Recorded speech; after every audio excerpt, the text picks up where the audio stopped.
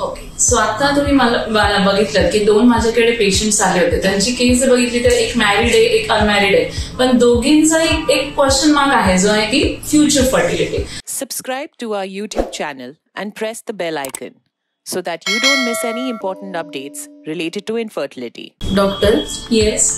माझं वय 30 वर्ष आहे आणि माझ्या लग्नाला 3-3.5 वर्ष झालेली आहेत. पण मॅम अजून आम्ही प्रेग्नन्सीच्या बाबतीत काही विचार केलेला नाहीये. पण भविष्यात प्रेग्नन्सी राहण्यासाठी काही अडचण नाही यावी, तर यासाठी काही चांगली ट्रीटमेंट ऑप्शन किंवा काही अजून पर्याय असू शकतात का? Okay ma'am. हां, येस. माझं वय वर्ष 32 आहे, तर मला अजून योग्य जोडीदार नाही मिळाला.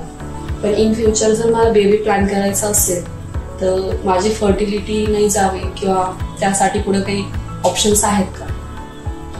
ओके, सो आता तुम्ही मला बघितलं की दोन माझ्याकडे पेशंट्स आले होते. त्यांची केस बघितली तर एक मॅरिड आहे, एक अनमॅरिड आहे, पण दोघींचा एक क्वेश्चन मार्क आहे जो आहे की फ्युचर फर्टिलिटी.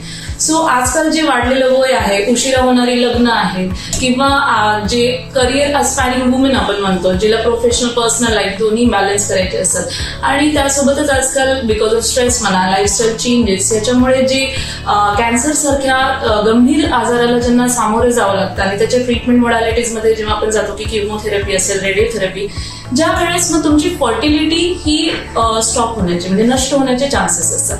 तर या सगळ्या पेशंटसाठी एक सायन्सने दिलेलं जे वरदान आहे आपण जे म्हणतो, the best option is what? The egg freezing. Thank you.